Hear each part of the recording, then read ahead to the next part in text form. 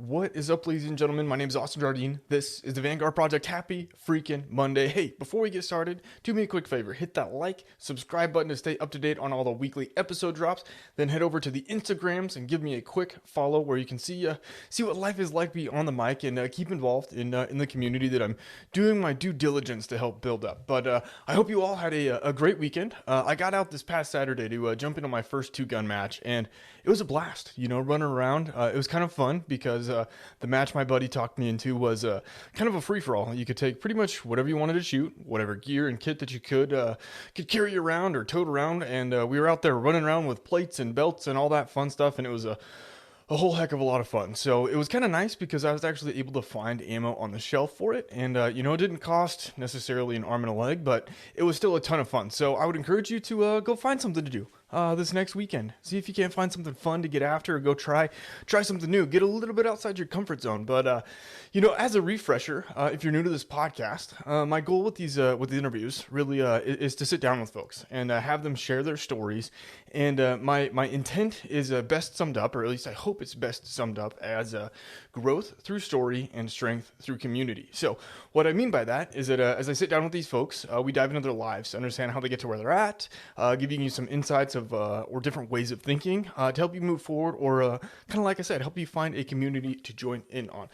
So I do my best to let the interviewee share their life experiences and dive into what they've learned and give you something to chew on throughout the week. And I have been super fortunate because over the almost year now that I've been doing this podcast, I've been extremely fortunate to have partnered with a couple different companies. One of which is actually Black Rifle Coffee. I'm a huge Black Rifle fan. Over the past couple of years, I've actually met quite a few folks from the BRCC world, and love them all. They're all amazing people. They've helped me get to where I'm at and really pushed me forward and motivated me and inspired me in a lot of different ways. But their coffee is phenomenal. One of my favorites is actually the Power Llama. Believe it or not, it's super, super smooth, very flavorful. It's not super robust necessarily. It's something that I like to fill my coffee cup up all day long. I used to fill up a thermos, a 40-ounce thermos, in the morning, take it to work with me, and that is what I would drink until it was gone. So be sure to use code Vanguard, get you 20% off pretty much not quite everything, but most things on Black Rifle's website, including coffee subscription, single serves, some of the gear that they've got as well. So you be sure to use code Vanguard, get you 20% off Black Rifle's website. That's code Vanguard, 20%. But I'm going to stop talking, and we're going to roll an awesome episode with Mr. Dillon, and we're going to talk about some search and rescue stuff with him and Jakoby. So I will catch you all next time, but I hope you have a wonderful week.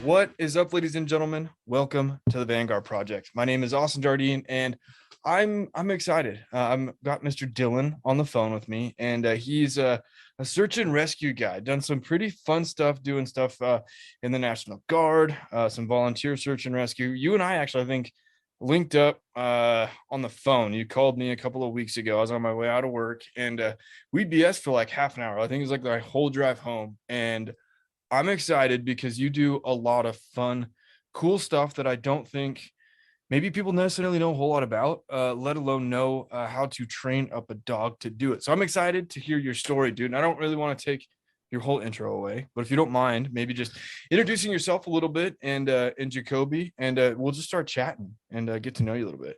Sure. Yeah, I appreciate it. So my name is Dillon Nelson. I am in what's called Cadaver work. So Jakoby is a Belgian Malinois. He is nationally certified with the USPCA, which is United States Police Canine Association. So we are not under any kind of like what your typical search and rescue dog would look like, because when everybody thinks of search and rescue dogs, they think of USAR dogs, which is urban search and rescue. So we have dabbled a little bit into that, not a whole lot, but most of the stuff we do is law enforcement based, helping with murder cases and stuff like that, doing body recovery stuff. So, and that is something that's pretty rare. Not a whole lot of people know it even exists. Some departments that we show up and help out, they don't even know what it is. Okay. So yeah, so it's kind of a different thing, but definitely needed a needed asset for sure. Yeah. So I know you were talking, and I know that there's a lot of other certifications that you guys have done and training that you've gone through to kind of really bring Jakoby up into kind of a niche of his own, right? Before we maybe go down that rabbit hole, how did you, I guess, start into the search and rescue world? Like, where did it all start with you and the dog? So I got Jakoby. I was living by myself, and I got Jakoby just kind of as a companion. And my initial idea was to train him to do what's called shed hunting. Mhm. It's where they go find shed antlers when deer and elk and stuff like that come out of rut. They'll shed their antlers. So I thought that was pretty cool because I was super into hiking. And before that, I was stationed in Great Falls, Montana. And so, yeah, so I was up there for almost 4 years, and you couldn't keep me inside. Yeah. Right. So, yeah, so when I moved to Georgia, uh, I wanted to do something that was going to keep me active outside. So, but I wanted somebody to do it with. So I got him from a little backyard breeder from Alabama, um, and he just was a handful. I didn't know. I had done a little bit of research about the breed, and most of the stuff I read was like, "Do not get these dogs. They're not pets, and this, that, and the other. They're super hard, and only like super experienced people should get them." So, and I was like, "Well, whatever. I'll just do it." So, and I went and got him, and good lord, I knew nothing about training a dog. I knew, yeah. So it was definitely an experience and a half, and it was kind of one of those things where it was trial by fire, and I had to adapt and figure it out.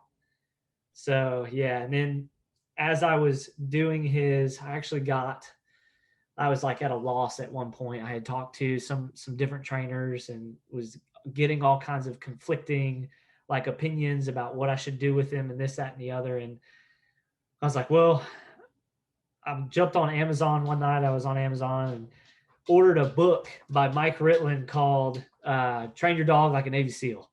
So I was like, well, that sounds promising. So I ordered that thing, read through it, and it opened my eyes to so much and got him to the point where he was rock solid with obedience. And I had taken him out to do a couple things, and then there was a breeder that said, hey, that dog looks like he's made for search and rescue. Yeah. So I it kind of put the bug in my ear, and I was like, well, I don't know exactly what I would do, and this, that, and the other. So I went out and kind of volunteered and kind of went to training with some of the different volunteer teams around the state and kind of learned what was out there and the different basically paths you can take in search and rescue. So there's like live find, there's specific trailing, and then there's cadaver. Mhm. So to me, it was easier to do cadaver because I didn't have to borrow people to go hide for me. I could just set the stuff out and then let him go find it. So, and I was able to work with him a lot longer. So like I could do short 10-minute training sessions and then keep it, I could do it all night basically and get him up to speed like I wanted him. And he took to it. He was a rock star with it, and that was what he wanted to do. And there was a time where I didn't know if that was necessarily, wasn't 100% decided on it yet, whether that's what I wanted to do or not. Sure. And I tried to put him back on some antlers, and he didn't want anything to do with it. So yeah, so he definitely was made for it. Definitely has the drive and the will to do it, and loves to work. So Yeah. yeah, that's kind of how I got started. And then that was, I mean, we can dive into how. Yeah, yeah. I actually was taking notes, so I've kind of gotten used to writing notes out because I'm thinking of questions along the way, and it's kind of funny because like to your point about Malinois being live wires. I've only ever probably been around one or two Malinois, and they are so high strung. Like I mean, I don't. Our dogs, like we have dogs that are family dogs, like they're inside, and it's like they're lazy, which is great. It's like you throw the ball for 10 minutes and they're happy. How did you like, what did it take for you not to give up on Jakoby and be like, dude, I'm done. Like, this is too much. Um, I don't know. I've always been the type of person where like if I start something, like I'm gonna see it through. Yeah. Like if something is challenging to me, then that means in my head anyway, what like stuff that's difficult, like why would you want it to be easy kind of thing? Yeah. Like Fair. that way in the end when you figure it out and say, hey, this is how far we came, it's that much more rewarding. So I think that was a little bit of it, and then a part of it was the connection. So me and him were like the best of buds, but then when it came to training, it was okay. Now we have to forget that aspect, and now we have to be coworkers Yeah. in a sense. So it was a difficult dynamic to try to balance, and so it was even if we had like a rough day training, and things were just going every way possible, like the worst way. Mm-hmm. We'd come home and then he'd be super cool with me, and it was like, okay, well, we're gonna figure it out Yeah. together. So yeah, I think that was the main part of why I didn't necessarily give up on him. And then as far as that is on the other side of the coin is, hey, if we go the distance on this thing with search and rescue, it's, well, I don't even care if I get one person. Mm-hmm. If I can find one person, we did our job and we helped. So that the search and rescue mission, that aspect of it is, hey, helping somebody that can't help themselves at that moment in time, and especially with us, like we're going in after that survivability is gone. We're going in after all the rescue efforts were exhausted, and it's our job now to find the people who now don't have a voice to yell out for help. Yeah. So yeah, it's nice to be able to go through that process and then be put in an environment of where, hey, we the firefighters and whoever we're deploying with, did their due diligence and said, hey, we can't find anybody. Can you guys go in and find them? And then we help them out and actually find them. That's the rewarding part of, hey, we were able to bring that person home. Yeah. So that's the main part of why I was like, you know what, we're just gonna figure it out. Yeah, that's awesome. And I know that there's a lot of things kind of down the road, kind of remembering some of the conversation we had that are going to be a lot of fun to kind of get to. And when it comes to that process of training Jakoby and kind of going through that, and honestly training yourself too, right? To say, good day, bad day, let go of work when we get home, right? How long did that take for you guys to kind of break each other to a point where it's like, okay, great, we can work together, we can let go of it, and we know when we're on duty versus off? How long did that take? Oh man, probably up until he was about a year, probably I would say 8 months, he started to make that transition of, okay, I kind of get the dynamic now. But yeah, for a while there, I really, really struggled with his aggression. Mm, And that's like a big no-no in the search and rescue world. So um, he when he was, I think it started right around the time he was probably 5, 6 months old to the time he was about 9, 10, going on a year. He hated everybody. yeah. It was rough to kind of deal with. Sometimes I couldn't take him out in public, and I was like, I don't know what I'm going to do with him because he just wants to bite everything. Yeah. So it definitely took a lot of training that out of him, and a lot of, hey, we're just going to throw the kitchen sink at you as far as socializing, and you're just going to have to be okay with it. And yeah, he figured it out. He was like, hey, if I want to work and want to get my toy and get paid, I have to be okay with people. Yeah. So yeah, it was kind of that was probably the most difficult thing to overcome. And then once he figured that out, then it was okay. When I see him grab his pack and his and my vest and stuff like that, it's go time. So Okay. his whole attitude changes and he's ready to load up in the car and go. Yeah. So in those early stages then of kind of training and breaking, and I don't know if breaking is the right word because I'm kind of equating it to breaking a horse, right? What was maybe the biggest or the most beneficial thing for you guys? And I'm asking so that if there's maybe other trainers or other folks out there that have maybe difficult dogs or are trying to kind of meet the dog where they're at, right? What was the most beneficial thing for you that helped you guys get on the same page, other than just throwing the kitchen sink at him? Um, so the most beneficial part was me understanding when he's uncomfortable. Okay.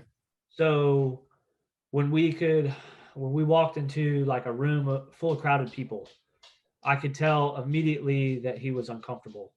So basically what we would do is we would like super baby step it and say, hey, let's walk him to the door, let him see everybody, then go put him up, let him Mhm. decompress. And so it was just a very slow process, but it was kind of one of those things where you have to trust the process and trust it, accept that there's going to be bad days where you're making progress at a steady rate, and then all of a sudden it's like he's back to square one. Yeah. So yeah, it's just consistency and keeping up with his schedule and making it a routine thing. And then once it's a routine thing, it's like another day at work. Yeah, it almost sounds like exposure therapy, right? Where it's like we're gonna deliberately stress you out 1% extra every time. Yep. Yeah. So we're constantly trying to meet that threshold and then back off, and then threshold and back off. Okay. Awesome. All right. So then you started to get the SAR bug, the search and rescue bug in your ear, right? And you said that you weren't quite really sure what route to go. You'd been working, you said that you had brought him into the shed hunting world. Then I can't recall, was Cadaver like where you started to go right out of the gate, or were you kind of poking around in the urban world first and kind of the other realms of search and rescue? So I tried to see if he would do scent specific training. Okay. Uh, I did it. I did a couple, and at this point, I think he was only like a few months old, and we were trying to Wow. see.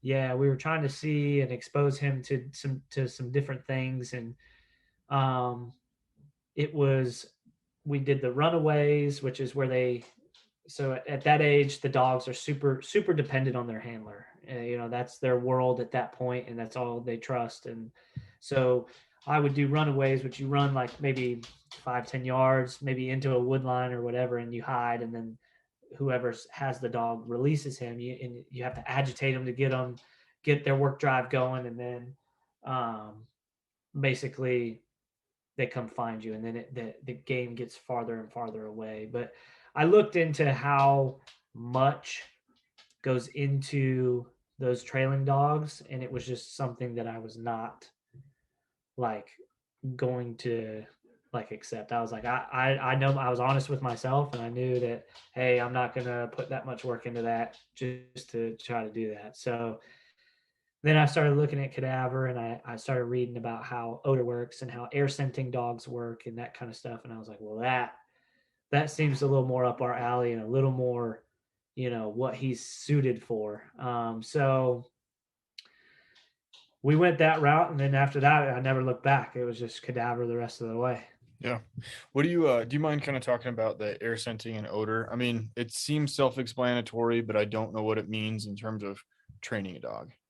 Yeah. So air scent is basically the dog is scenting the air. Hmm. They're looking for a specific odor that's in the air. And the best way to describe it is, I don't know, have you ever seen smoke bombs when they go off? Hmm. Okay, so that's pretty much what odor is doing. So basically, when that happens, you'll send the dog into an area that, say, they suspect the missing person to be, and if he hits that odor, he will start to work what's called a scent cone. So he will be, and it looks like basically like a triangle, and he will work and run himself in and out of that scent cone until he whittles it all the way down Interesting. towards. Yep. So, and then if you'll see, so like tracking dogs will keep their nose to the ground. Well, his is up in the air. Okay. Yeah. So, Interesting. So, okay, so I'm tracking. It's funny I was processing that because, like, I've seen like videos of dogs, like tracking scent, but I never like understood like the zigzagging and it being kind of a descending cone, the triangle, right? And yep. when you talk about the scent, and this is something that I was thinking about when we were talking a couple weeks ago, how do you replicate the scent of a cadaver, right? Because you said that you can do training practically whenever, right? I mean, do you have like decomposing body parts? Is it like a standard smell? How do you train in that regard? Yep. So I have actual cadaver. I have a separate freezer that I keep outside that everything is separated into their own cases. So we have a lot of blood. I have placenta. I have, there was a guy that, it's kind of a funny story. There was some guy that got into a motorcycle accident and lost his foot. They were like, "Hey, we're not going to be able to repair that." So from the ankle down, uh, they amputated it. So he, the orthopedic surgeon, was like, "Hey, do you want us to throw this away, or you can donate it to these guys, and they're this is what they're using it for." And the guy was all about it, and so they did all the anatomical donation paperwork and all that good stuff, and they walked his foot right out the front door of the hospital and handed it to me. How long did it take for you to get comfortable to have?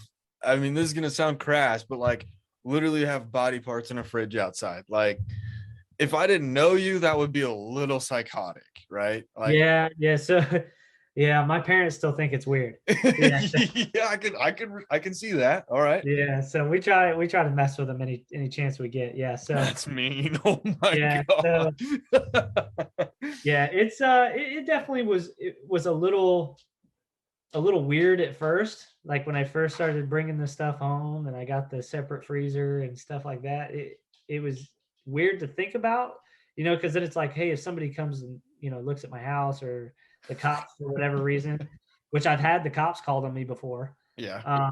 So yeah, it's like, how am I going to explain this? So, but he's gotten a reputation now where people are like, oh, okay, so it's fitting. But yeah, it's not something that I'm like, oh yeah, come check out. Yeah, It's not a party trick. Did you yeah, have to yeah. get like credentialing for that, or is it kind of just like, I mean, how No, does that work? I mean, like you said they've got donation paperwork. I mean, could you literally donate body parts to anybody? I mean, I have no idea how that world works. so you have to have the credentials. They obviously look at our certifications and stuff like that. And when they, hey, is this going to a good, what they're actually using it for, what they're saying, what they're going to use it for. So yeah, there's a process to it, but yeah, but then some of it I acquire myself. Like we have like doing forensic type stuff. Mhm. So we have little tiny sources where it's just like a cotton ball that's just dabbed in some blood. I'll have a nurse draw my blood, and then she'll just take the tube and dump it right in a little container. Okay. And then Yeah. your use of that. I mean, are you taking those things out into like the woods for training? I mean, or are you having like someone like friend, family member, coworker, somebody run it out, drop it off, and that's how you're training? Yep. Yeah. So my girlfriend, bless her heart, she's usually the one that goes and sets the stuff out for us, because me as a handler, I want to test myself and not know where it's at, because a lot of the problems is, so the dogs, they're extremely nonverbal.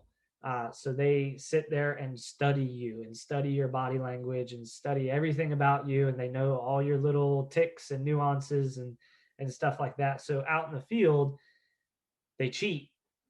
So they see if you're cueing in to where it's at or facing your body a certain way. So they'll try to cheat Yeah. and say, oh, okay, well he's looking over here, so let me go look over there. So if I don't know where it's at, it's a better training environment for him. So yeah, she'll go out and set stuff out and bury it or put it in water or whatever we need, and then she'll come back and be like, okay, it's good to go. So and then we'll send him out. How, oh my gosh, how did you convince her to do that? Were you guys together before you started getting body parts or after? Like, I feel like that After, could be a deal breaker for some yeah, people.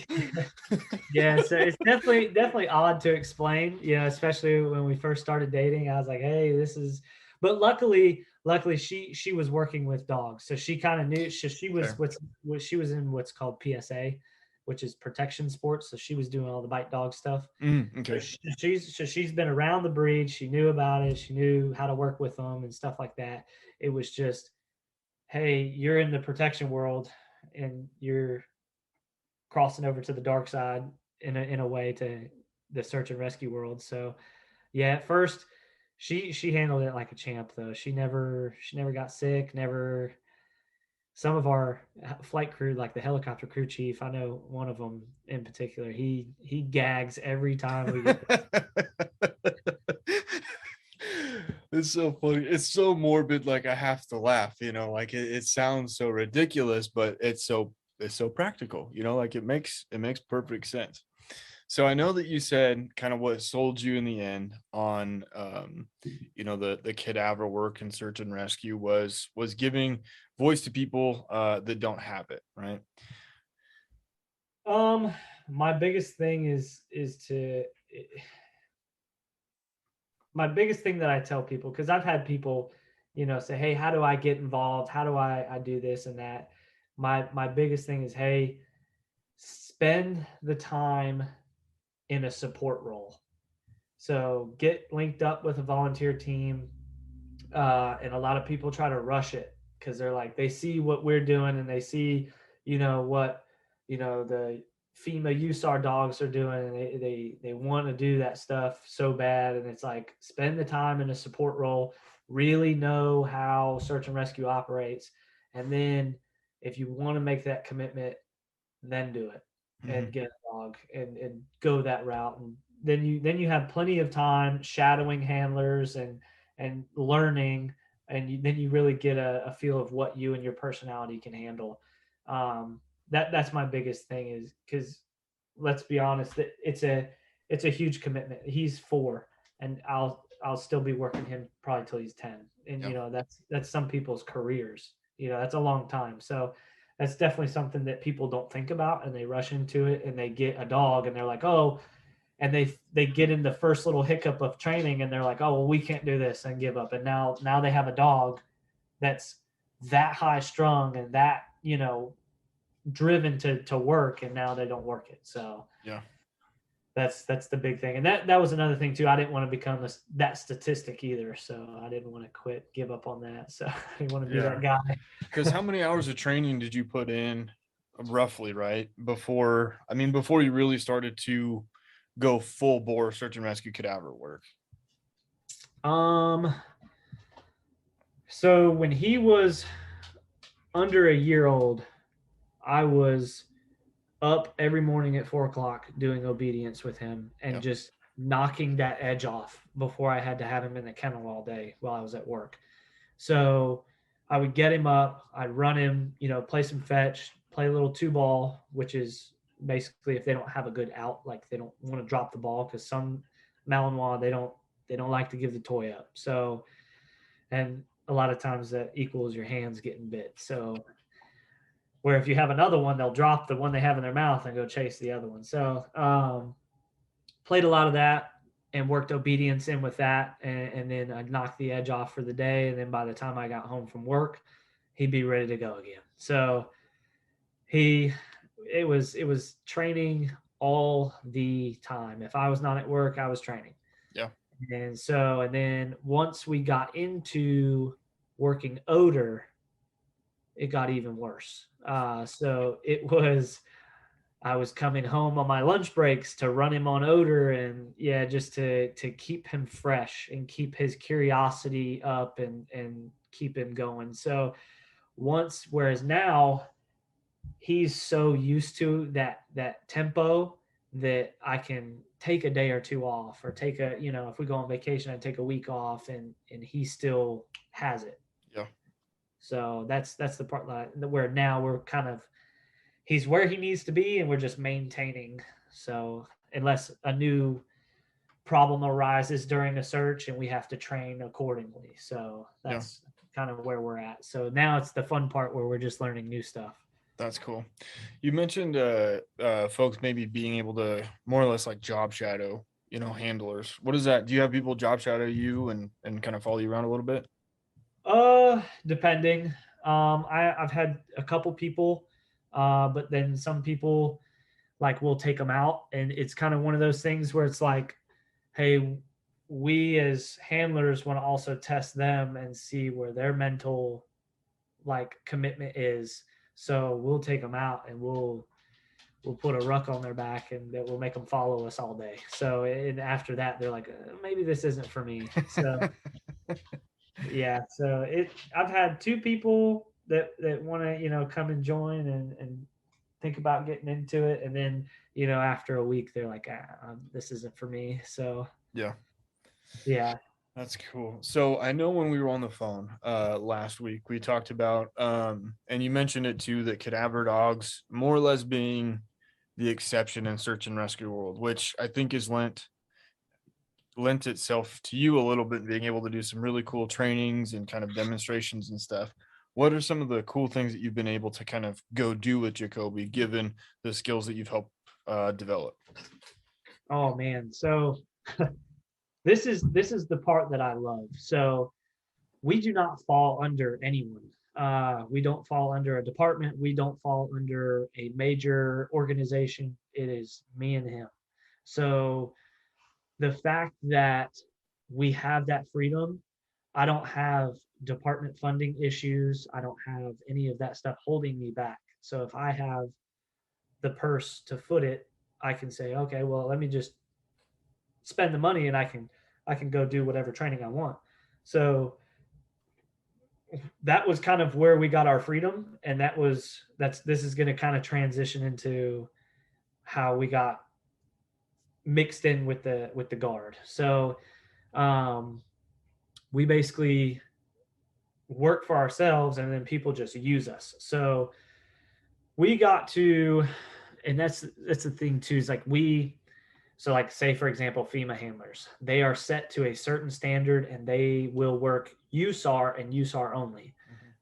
So maybe some of them will branch out and be able to do other things and go as a volunteer to go and do like wilderness and mountain rescue and stuff like that. But for the most part, especially with departments and stuff like that, some fire departments I know that have dogs, they don't want to take that risk of you going out and doing a 200-foot rappel with the dog that they paid for when it's supposed to be doing X mission. So yeah, they don't want to take that chance, whereas we don't care. And that was kind of the thing, is like, hey, I was approached by my commander at the time, and he's like, hey, basically, what are you about? And so I said, well, this is the standard for search and rescue. This is what everybody looks for and it's off of what FEMA guidelines are. And I was like, well, not one person ever has asked me for FEMA credentials. So what is holding us back from going and being, rappel qualified, and going and being all this and that, and jumping out of helicopters and stuff like that? There's nothing saying we can't do it. And he was like, well, I have the place for you. And that was when I got invited to a domestic operations exercise called the Patriot. So basically what they do is they bring military entities and civilian entities together, and they force them into a search and rescue or natural disaster scenario. And we are forced to work together for all the efforts. It could be anything from admin to all the aviation stuff. So they that was how we got mixed in. So that was us being able to throw the kitchen sink at Jakoby. So it was like, hey, this is either going to make you or break you, and it was definitely life changing for us. It helped us out a lot. We got mixed in with all the aviation guys, but I got invited for the planning process of it. So I got to see how everything was planned, how all the logistics worked. So that was really cool. And then I got to also see who all was going to be there. So off of that, I got to see, hey, we would work well with these guys and we would work well with these guys. So I met a guy, Mississippi Task Force 2 leader. His name is Pierce Clark. Me and him saw eye to eye. I said, "Hey, this is my dog. This is what we're capable of." And they had no idea. They were like, "Your dog can do what?" So yeah, it was they were super interested in seeing him work on the water and stuff like that because there's a place down the street from us actually. It's called the Guardian Center. They have like a whole neighborhood they can flood up to the roof line. So we were doing boat search and rescue and that, and they thought it was the coolest thing ever. So he was like, "Hey, we can take this and use it for something that no one else has used." So basically, that changed into, okay, so how do we utilize this one dog handler and this one dog to do something that no one else has done before. So basically, what they used us for is what we came up with is said, hey, if there is a scenario that occurs where we cannot get into, or like ground teams cannot get into an area, whether it be tornado, hurricane, whatever, any kind of disaster by roadway or boat from the ground, they will fly me and Jakoby in, drop us out, and then we set up shop in that area. We will set up patient collection points. We will set up we will mark all the buildings for damage reports, finding live and dead people. And then once we're able to decipher that puzzle, then we can say, hey, they drop a support guy in with me, and then they can set up an LZ for the helicopter to get those people out. So that's how I got used. So walk me through this then, because that to me sounds like a lot of fun. Like you literally get dropped off, you get to go play with helicopters, thrown out of planes, all the fun stuff to go help people. Now, to me, it sounds like you guys are kind of like the Wonder Twins. And I mean, a lot of those things to me don't sound like they are inherently known, right? Like you don't know, like we talked about this, you don't necessarily know how to rig up a dog to be able to rappel out of a helicopter. You don't know how to rappel with a dog off of a mountain, all of these things, or be able to function in a waterlogged environment, stuff like that. What did you do to train you and Jakoby to be able to function in these environments, right? Were there other certifications? Was it, YouTube University? I mean, how did you go about learning these things? So I am a hands-on learner. Mm-hmm. I like to do things and see things. So basically, what I did is I developed the concept of and the mindset of, hey, what's the worst that people can say is no, Yeah. right? So I called for all the mountain stuff. I called. So in Georgia, they run the Army Ranger School mountain phase. So I called up there and said, "Hey, how do I get in touch with your Army Ranger instructors for the mountain phase stuff? All your mountaineering instructors." And so they got me in contact with one guy, and I said, "Hey, this is what I'm looking to do. This is what I'm looking to learn. Can you guys help me out?" And they were like, "We've never had anybody ask us that, but hell yeah." So yeah, they came out with me on a weekend, showed me how to do all the rope stuff, and they were like, "Hey, do you want to do a 150-foot rappel with your dog?" And I was like, "Sure." So they took us out, they showed us how to set up, and then we did the rappel. And then we played with it. We said, "Hey, this is his equipment. How can we play with it to where?" And they did we did several different rappels. We did a rappel where he was below me. We did a rappel where he was above me. Set up different rigging systems and stuff like that. And No shit. Not even a month later, after I learned all that stuff, I had to do it real world. There was a girl that went missing at it was like a big ROTC event. She was like in, I think, high school age. It was like a big ROTC event here at like the big Boy Scout camp. And they said, we can't get into this area. It's too thick of brush and we don't have the know-how to get a dog down there. And I was like, well, I do.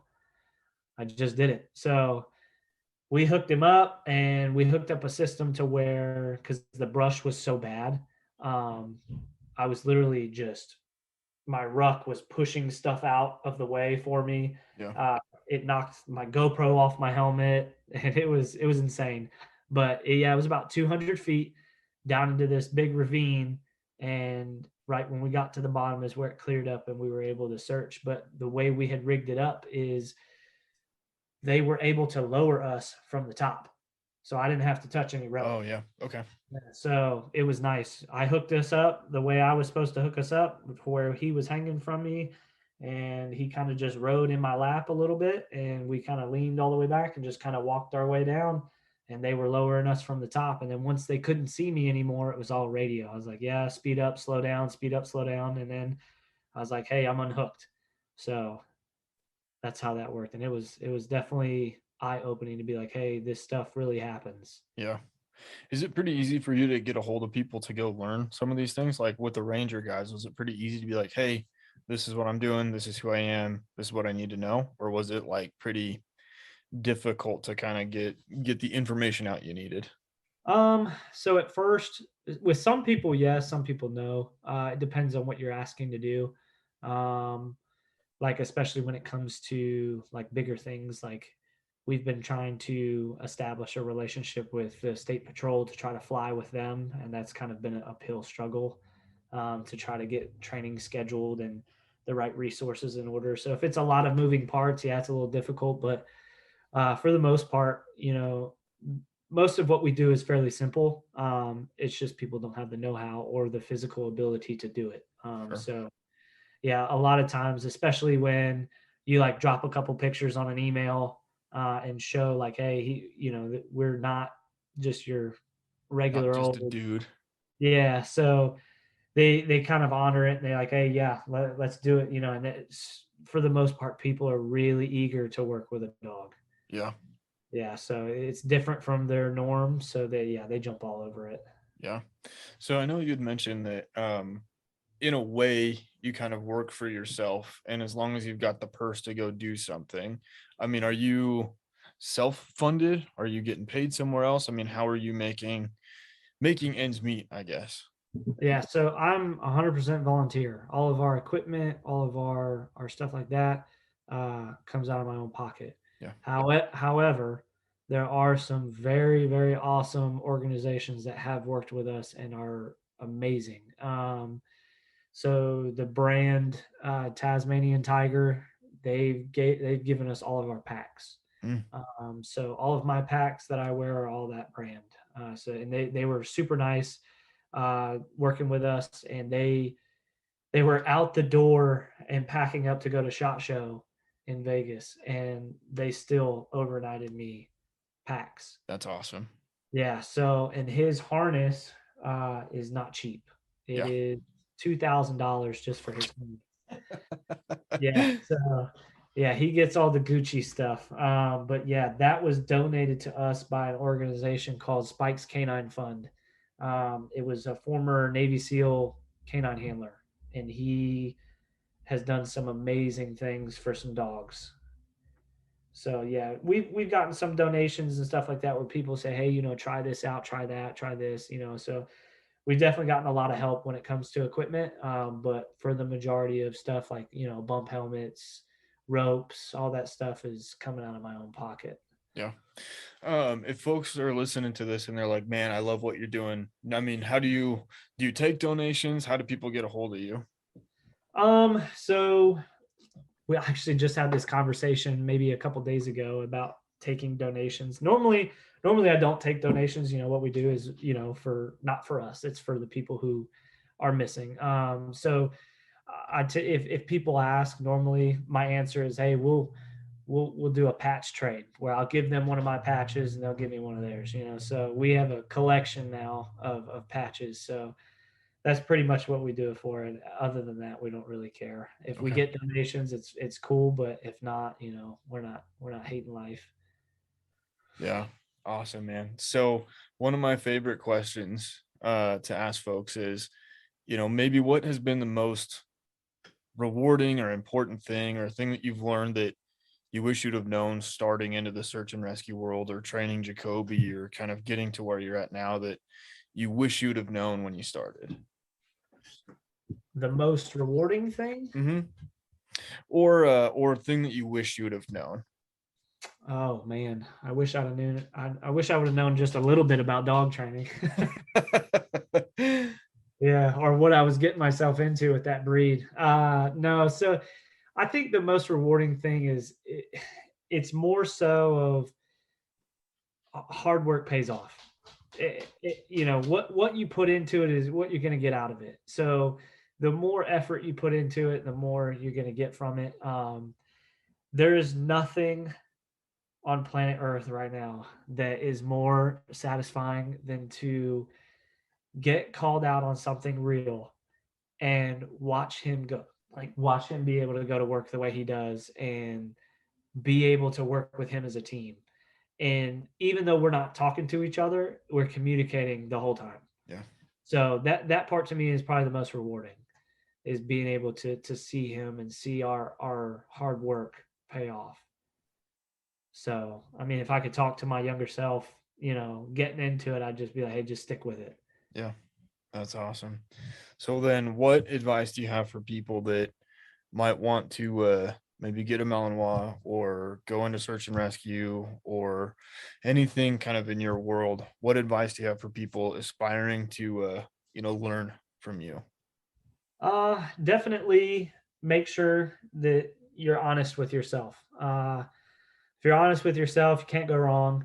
And that's been the biggest thing for me is, I knew what type of person I was, and I knew my personality, and I knew that I wasn't the type of person to shy away from some hard work. So that you have to be a different animal to be able to handle one of these dogs. So it's kind of one of those things where you're always going to butt heads with each other. So be prepared for that. And it's just one of those things where once you get over that hump, it'd be the best experience of your life. So if I had to give advice, I mean, it would be, if you think you're that type of person, go for it. Because it's definitely, we need handlers. I'm the only handler right now for this area of the state. Yeah.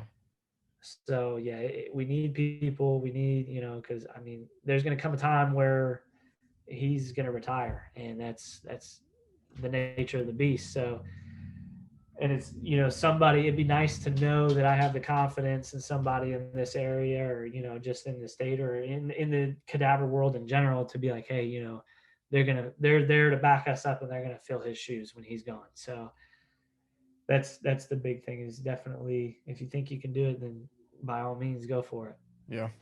And how would you suggest people get either plugged in or maybe reach out to you if you're up to it to maybe take their first steps into their handling world?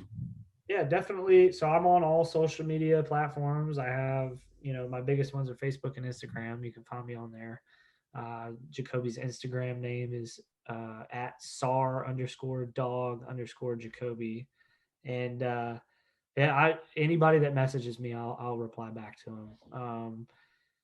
I've definitely had people reach out like, hey, there are other handlers from other states, and they reach out like, hey, can we come train? We try to link up and do some stuff like that. So, um, yeah, definitely reach out. And then the other avenue as well is Facebook is a huge thing.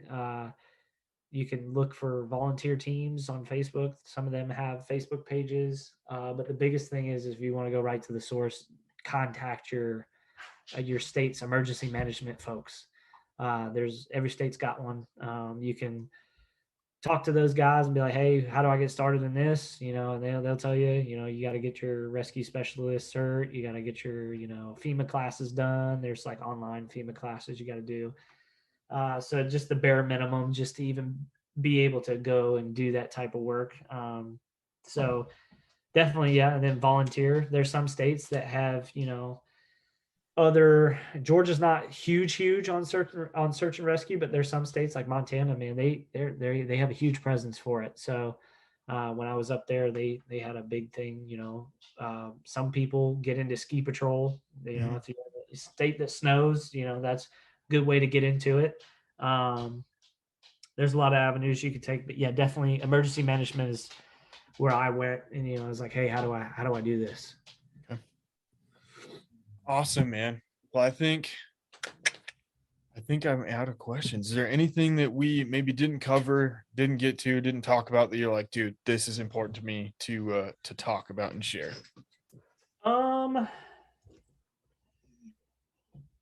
I mean, we could talk about like some of the fun aspects of it, because I mean, it's not all training. Yeah.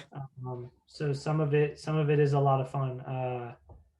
I definitely have some wild stories, because when we were going on those exercises, man, I'd have to take them through the airport, and yeah, He's probably all wired up. Yeah. yeah. So, and it was it was our first trip together. We flew from Atlanta to Gulfport, Mississippi. Okay. And it was for a planning meeting, and it was so nerve-wracking because I knew what kind of dog he was, and I knew that he wasn't necessarily fond of new people. And I was so nervous trying to get on that flight, and he was muzzled. Everybody was looking at us like we were crazy, and yeah, it was insane. And I had like I had another trainer that we would work with and stuff like that, and she was like, hey, if you that worried about it, slip him, like, it's a little drug they take. The vet gave it to me. I gave it to me. She's like, just quarter it up and give him just a little piece of it, and it's trazodone. And Completely knocked him out. I'm telling you, he was an angel on that flight. It was like 30. They gave us like the 30-minute call before our boarding time, and I like popped one right in his muzzle, and he ate it. And yeah, he was an angel. There was even a lady who was sitting behind us because he sat at my feet. There was a lady who sat behind us when we landed. We got up, and he jumped up into the seat, like trying to get out into the aisle, and she was like, "Oh my gosh, I didn't even know there was a dog there." Like, that's a good thing. That's a good thing. You're like, he was drooling. He was totally passed out. No big deal. Yeah. It's funny. My mother-in-law had a golden doodle at one point, and that dog was hell on wheels. And at one point, I don't remember what she got, but they were pills too, and I can't remember, but we gave them to, you'd give them to all the dogs at one point. I think it's probably over the 4th of July, and like they are all just completely KO'd on the floor. We had like 4 dogs passed out in our living room, just like drooling everywhere. Yeah, So it's a miracle for some dogs, but yeah, and it helped. It helped in the long run with his stress and stuff like that. And then yeah, once he figured it out, we made it into like a training session. Like once he got off the plane and stuff like that, it was like we threw a huge party for him. Like, yeah, that was awesome. And that shows him like, hey, that plane equals fun. So if yeah. I fly on that, I get to play after I get off. So yeah, we took him out in the park and played with him and that kind of stuff. So yeah, and then we flew from Atlanta to Wisconsin. Oh man. We landed in Wisconsin, and I get off the plane, and they put him I let him ride in his kennel because the planes were a little smaller, so I let him ride in his kennel underneath. And because at least in there I know he can lay down and stuff like that. There's not people messing with him, and Yeah. he's not having to walk through all those people. So he flew from Atlanta to Wisconsin, and when we got to the other side, I went to pick him up from the oversized baggage claim, and there's like like 4 different Delta employees huddled around his kennel, and then there's like all these different people, and they all have like clipboards and this, that, and the other. And I'm like, what the heck is going on? So we walk up, and they're like, "Hey, is this your dog?" And I was like in my head, I'm like, "No, I'm just here to take the kennel." And like, so, and I'm like, "Yes, that's my dog." And they're like, "We have an embargo with flying animals into this airport." And I was like, well, we're here now. So, and I was like, we're going to be here for the next like few months, like flying in and out of here. And Yeah. so finally the one, they didn't know what to do. And so they asked me, they were like, "Can you take him out of the kennel?" And I was like, you guys need to stand back so I can get a leash on him. Cause when he comes out, he's like a spring loaded. Right. So they stepped away. We pulled him out of the kennel. You know, they checked the kennel and made sure it was up to their standards to fly and stuff like that, which it was.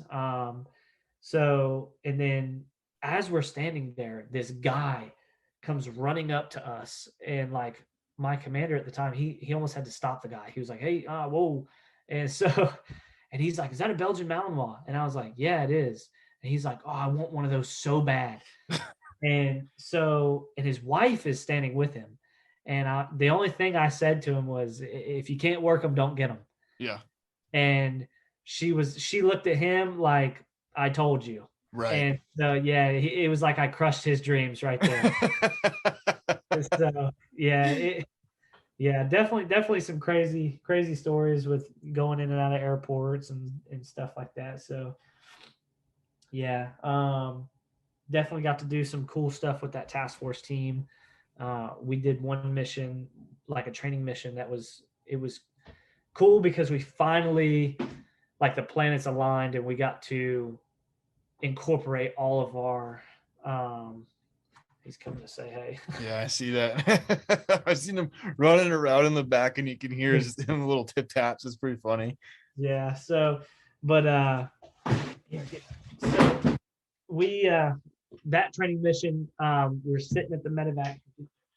We're sitting at the medevac shack.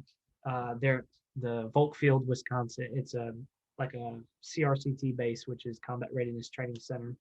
Um, we're sitting up there waiting to get on the helicopter, waiting to get our. So they basically call the 9 line in for us. So when they call the 9 line in, you know, it says, "Hey, we're requesting K9 support." Blah blah blah. So the scenario that we got was there were 6 jumpers out of a C-17, and they had a bad jump. They jumped at the wrong time. So um, they made comms with 3, 4, 4 of them. One of them was injured, and then one they couldn't find, that they believe to be deceased because they couldn't make radio contact with him. So they flew me and my support guy out. They dropped us off, and they basically those guys did a search and found all of the live people.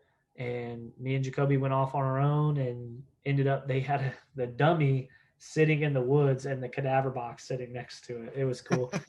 Yeah. So they made it realistic. You know, he was sitting up next to a tree, like he had hit the tree with the parachute and, you know, landed in the trees and died. But yeah, so made the find, called everything in, radioed the helicopter in, picked us up, and we were out of there. And, you know, we all got the patients on, and I think there's a YouTube video of the whole thing. Oh, is there? Yeah. Dude, you have So to send it to me. I'll add it to the link. okay. Yeah. The episode. Yeah. Yeah. So you can see I got the patient litter and the patient on the litter in one hand and Jakoby in the other hand. With like sliding the guy onto the helicopter. Yeah. So, but yeah, I think it just definitely the experience of where we started to where we ended up. I never in my wildest dreams would have ever thought that would have been possible. Yeah. So, well, how we started as hey, I'm just going to have him as a hiking buddy and maybe do some shed hunting with him, to what it turned into was insane. So that's my biggest thing was, hey, if you get into it, there's, like I said, it's what you get out of it. So if you have the drive to do that type of stuff and want to do that stuff and are willing to put the work in to do it, then you can do it. That's interesting. That's like ultimate flexibility in like where your life is going. Is just kind of saying, all right, let's roll with it. Sounds fun. Cool. Let's do it. All right. Yeah. Dog size strong. I don't like to say no. Let's get after it, you know? Yep. Yeah. So like the first time, oh my God. Oh my God. The first time. So he is the first dog to ever be hoisted in a helicopter with the Mississippi Army Guard. Yeah. So that was kind of cool that we got that on our resume. But the way that went down was like, looking back on it, I'm like, what was I doing? A little traumatic. Yeah. So basically we had the crew chief. We had just got done with our water searches that day, and the crew chief, and they were basically doing their training, like their bucket training. So they drop a basket into the water with that, and they get somebody out of the water. They put them in the basket, and then they do what's called a short haul, where they basically pick the person up and they're dangling from the helicopter in the basket, and then they fly them over somewhere and just drop them on the ground. Got it. They were doing that, and we were sitting there just watching them. And, it was almost that time where, hey, it's about that time to start cracking beers and just relaxing for the rest of the day. And the crew chief and the flight medic were with us, and they were like, hey, we were kind of just BSing back and forth and do that. And they were like, what? And I was like, yeah, we had the equipment. You can hoist Jakoby and I with the helicopter. And they were like, that's impossible. And I was like, no, I can show you. And so I walked them over and walked them through the harness and everything else like that. And like, hey, this is how it would hook up. This is what this is rated for. These are the carabiners that we use, and this, that, and the other. And I'm like, it could work. And so they're like, well, we would have to clear it through our commander. And so I was like, well, make a phone call. So they called, and their commander was like, do it. He's like, I don't care what it is. He's like, whatever you guys need, just do it. And so I was like, okay, here we go. Like, it's now real. So we go back and we get the pilots woke up, and they're like, hey, like, this is what we're trying to do. You want to go do it? And everybody was like, yeah, let's do it. And so it was kind of one of those things where it's like, careful what you ask for. Because you might get it. Yeah, because you might get it. Yeah. So it was like, okay, now, and like, I'm not like a big roller coaster guy. I'm not like, so, and now they're like, hey, and they're doing a pre-mission brief, and they're like, we need to hurry up and get this done. They're talking about aircraft need to be down by a certain time and blah, blah, blah. And so they're like, what do you need from us? I was like, just put us on the hoist on the ground just to get him used to it and see how he's going to hang from me, and then we'll go from there. And so they're like, all right, do it. So they run and go put power on the helicopter, because we had like, I don't know, it was like an hour. And so they're like, they come out, and they're doing the mission briefing, and they're like, hey, we're going to go into a hover at about 150, almost 200 feet. And I'm like, that's up there. Yeah. Right. And we're dangling, and I don't know if you've ever seen the hoist the rescue hoist on a helicopter. Mm-mm. It's a steel cable that is smaller than a pencil. Nice. And so you're dangling from that, and you're like, okay, yep. So here we go. So we literally walk out there. We hook up to the helicopter while it's on the ground. They like basically just picked us up, and then I was like, okay, that's, everything looks good to me. And so we unhooked, and they're like, we got to get in the air. So we come up, and we let him around the helicopters the day before, so he was kind of used to the noise and the rotor wash and stuff like that. So the crew chief is calling me while he's in the air, and he's like, hey, where are you guys at? He's like, we're in the air looking for you. And I'm like looking up, and I'm like, there's like 7 helicopters in the air right now.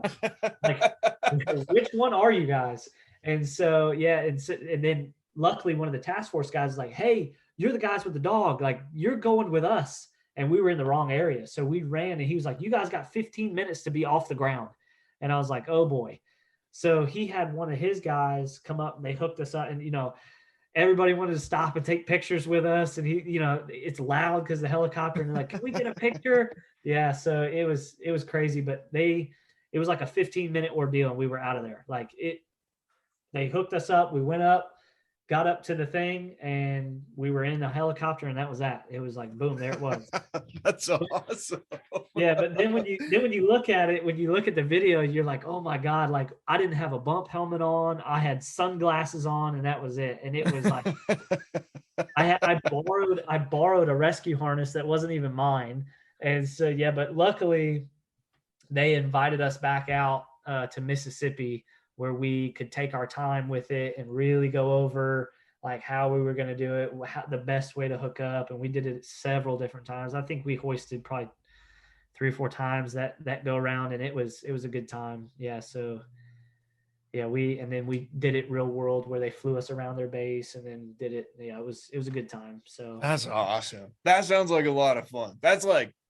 That to me is like adrenaline, pumping, fun, random experience. Like your average dude doesn't get, yeah, it was definitely one of those memorable times where I'm sitting. So they give you the go ahead. The crew chief will check all your stuff, and then you scoot to the door, and you're hanging with your feet out the door, and then he says, "Okay, we're on approach." And then when he says he's on approach, you unhook your comm set, and then he pushes you out. And so when he pushes you out, you're just dangling there. You can't hear anything anymore because you're not on comms, and then it's just you and the dog. And I remember hanging out. It was about, I would say, 150 feet, something like that, 200 feet. And we're coming in on approach.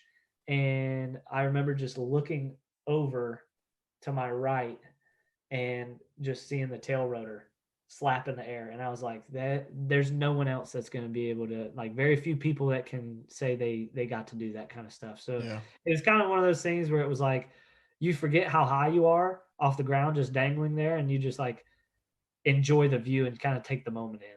Yeah. So definitely one of the things I can take away from, there's some people where they're like, oh, well, we get to, some jobs, like I know you had Aaron on the other day, like he does that stuff on a daily basis. But for me, who started as a volunteer from nothing, and then didn't know anything about dogs, to that, it was kind of one of those things where it's like, man, my takeaway from it is like, hey, that was a once in a lifetime thing. Yeah. A roller coaster of a life and experience. Yeah. That's awesome, man. I'm jealous. That's cool. Awesome, man. Well, what else? I can tell you about my very first search. Let's hear it. Okay, so my very first search was definitely wild. So we show up, and I was in. So for that one, I was in a support role. So I was not. Jakoby was not certified at the time, so legally I wasn't allowed to use him. Would he have done well? I think maybe it wouldn't have been like the best thing, the best idea, but as far as last resort, maybe. Mm-hmm. But yeah, so I was in a support role. I was shadowing another handler, and she's like, "Hey, will you come help me on a search?" And I'm like, "Sure." So we go out to Alabama, and she's like, "It's with the FBI," and I'm like, "Awesome," So we show up, and it was their state patrol, their state bureau of investigation, the FBI, a drug task force, and there was like another law enforcement department that was there as well. Lots of people. Yeah. So it was kind of, I was shell shocked for a second, because it's like, hey, this is like, and then they start briefing you in on stuff like that, they like intel that they got, and you're like, holy cow, like this is like stuff you would kind of see in the movies. Yeah. So it was definitely kind of surreal at that point, where it hit me like, hey, this is what you're getting into. So we go out, and they're like, hey, your guys' dogs are certified through police organizations, correct? And we were like, well, mine's not, but he is eventually, but then hers was as well. So we're like, yeah. So they're like, hey, you guys are going to come with us. And that was the drug task force guys. And we were like, okay. So they're like, we're going. And then this other group of handlers were going somewhere else to search. and they were basically going off of where they were pinging the suspect's like cell phone. So we're on like these 2-lane highways, and we're doing over 100 miles an hour, and I'm like, where are we going? I just like, no one said anything, and I just was like, it was quiet, and I was like, all right, time to break the ice. Like, where are we going? Yeah. And the guy driving, we're in trucks, like it's like a regular Chevy Silverado. Like, you would not know this was a cop car, but it had lights. It had lights all over it, and I'm like, holy cow! And they had all the instruments like taped over so they don't project any light and stuff like that. And I was like, hey, you know, like it was all kind of weird. And I'm like, hey, where are we going? Right. So they're like, the driver turns around and looks at me, and he's like, we're going to hit the family members' houses. And I was like, all right. So we show up, and they start kicking in doors, and this is my first search. I'm like, what in the world? So they start kicking in doors, you know, and they obviously do their due diligence. It wasn't like a no knock thing where a SWAT team goes in, but they call, you know, obviously there's no answer. And then so they go and kick the door in, and then they have the dogs search the house, and they're taking stuff. They're taking mail. They're taking, you know, any drugs that they found, they took. And so, you know, it was crazy. And then we went and searched another, like it was like a whole rock quarry.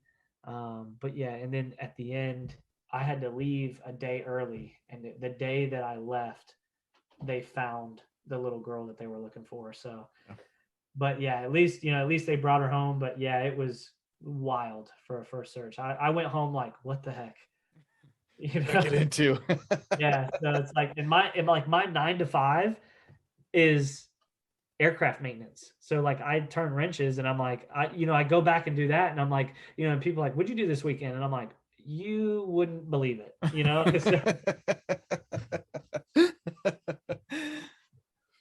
Yeah. So, but now my coworkers, they're, you know, they ask me all the time, like, you get into any trouble this weekend? I'm like, no, not this weekend. They know what they're getting into now. Yeah. That's awesome, man. Well, shoot, we'll have to get together again, and maybe a couple weeks down the road, you'll have some more fun stories and we can share. But this was awesome, man. I'm jealous. You live a fun freaking life. Yeah, it's definitely enjoyable, that's for sure. Definitely have a good time doing it. And that's like, I know that I can't do this forever with him.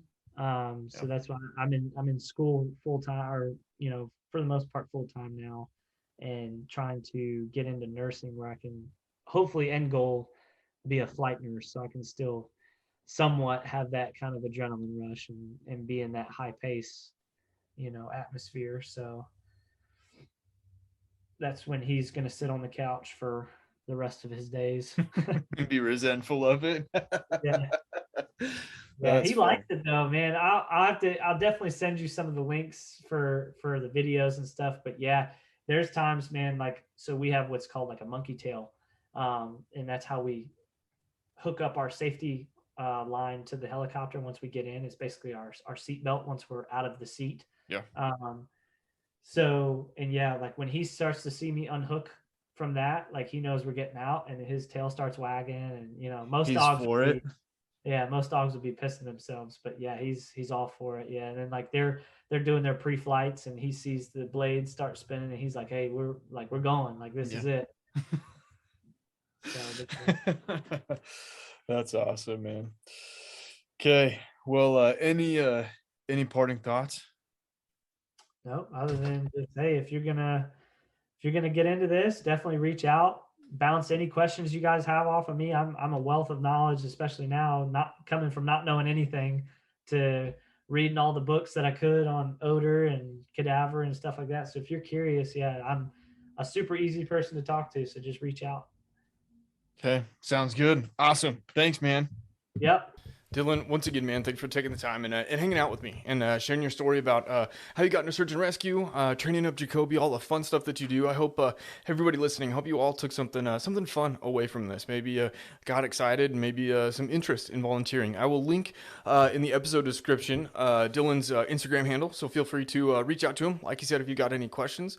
But otherwise, that is it for today. I hope you all have a wonderful week, and we will catch you next time.